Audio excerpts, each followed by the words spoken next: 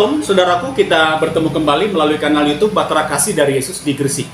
Dan adapun firman Tuhan yang menyapakan kehidupan kita pada saat ini memasuki pekan hidup yang baru terdapat dalam Galatia pasal 4 ayat 12 sampai dengan 16. Galatia pasalnya yang keempat ayat 12 sampai dengan ayatnya yang ke-16.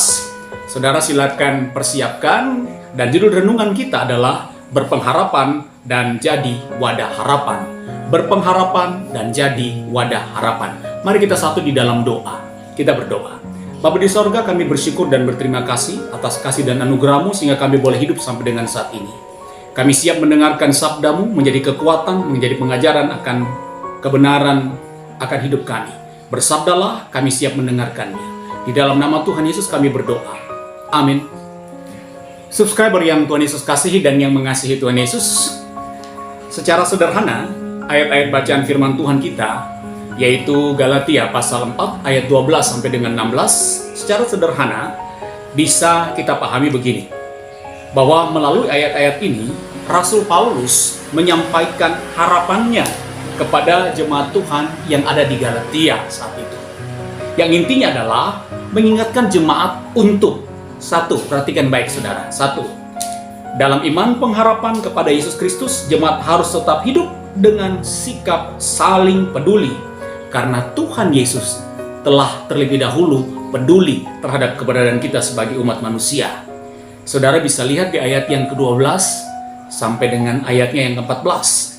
Yang kedua yang hendak disampaikan oleh Rasul Paulus kepada jemaat di Galatia adalah dalam iman pengharapan kepada Yesus Kristus, jemaat harus tetap menjalani kehidupan dengan sukacita, sekalipun zaman semakin banyak berubah dan menemui tantangannya.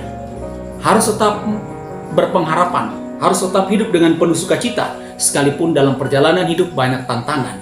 Itu bagian yang kedua yang diingatkan oleh Rasul Paulus. Saudara bisa lihat di ayat yang ke-15. Dan yang ketiga adalah dalam iman pengharapan kepada Yesus Kristus, jemaat harus berbesar hati untuk menerima teguran, menerima didikan, dan nasihat.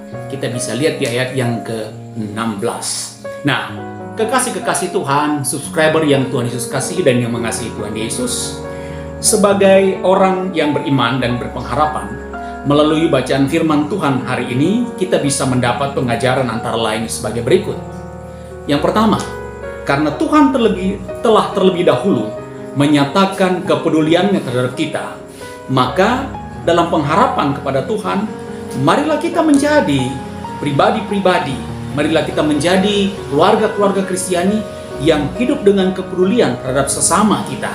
Tapi ingat, biarlah kepedulian itu kita lakukan hanya karena cinta dan untuk cinta, maka kita tidak akan merasa terbeban saat melakukan kepedulian tersebut.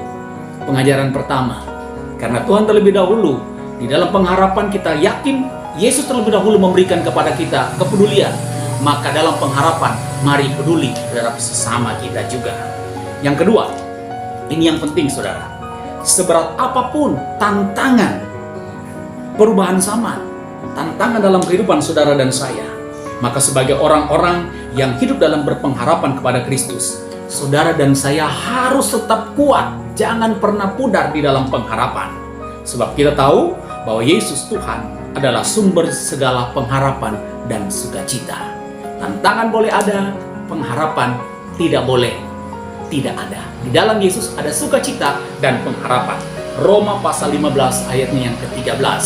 Saudara, yang ketiga, sebagai pribadi-pribadi yang Tuhan Yesus kasihi dan Tuhan Yesus berikan pengharapan, maka melalui firman ini kita juga diminta untuk dengan kerendahan hati, kita diminta untuk bisa menerima didikan, menerima nasihat, menerima teguran. Sebab sebagai umat Kristus, teguran mendidik itu juga adalah kebenaran di dalam berpengharapan. Saudara bisa lihat di Amsal pasal 6 ayatnya yang ke-23. Jadi saudaraku, subscriber yang Tuhan Yesus kasih dan yang mengasihi Tuhan Yesus, intinya tetaplah berpengharapan pada Tuhan Yesus, karena di dalam Tuhan Yesus ada pengharapan yang tidak akan pernah sia-sia.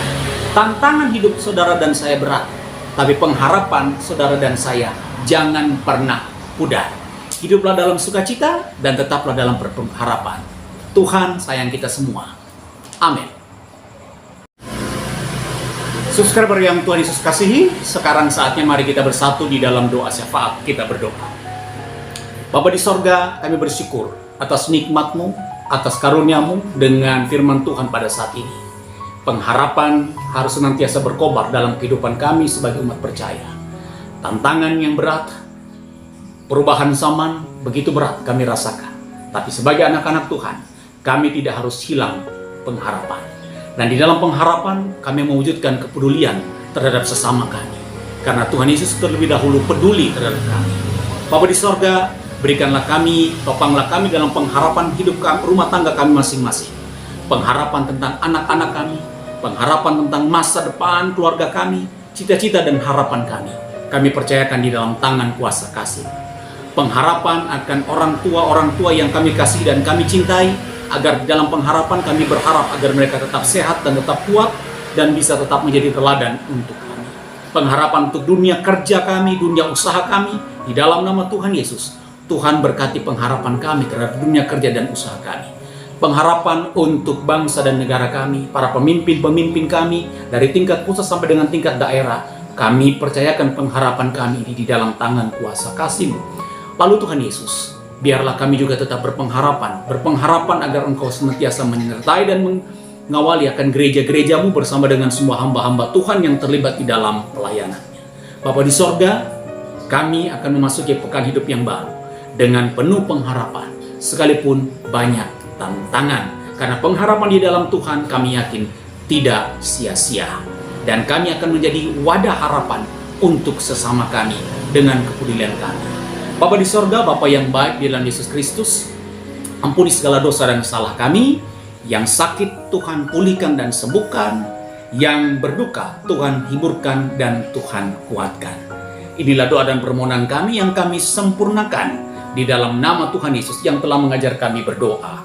Bapa kami yang di sorga, dikuduskanlah namamu, datanglah kerajaanmu, jadilah kehendak-Mu di bumi seperti di sorga. Berikanlah kami pada hari ini makanan kami yang secukupnya, dan ampunilah kami akan kesalahan kami, seperti kami juga mengampuni orang yang bersalah kepada kami. Dan janganlah membawa kami ke dalam pencobaan, tapi lepaskanlah kami dari segala yang jahat. Karena Engkau yang punya kerajaan dan kuasa dan kemuliaan sampai selama-lamanya. Amin.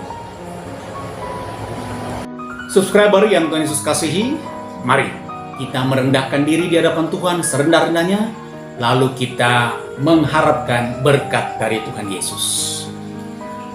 Tuhan memberkati engkau dan melindungi engkau. Tuhan menyinari engkau dengan wajah-Nya dan memberi engkau kasih karunia. Tuhan menghadapkan wajah-Nya kepadamu dan memberi engkau damai sejahtera.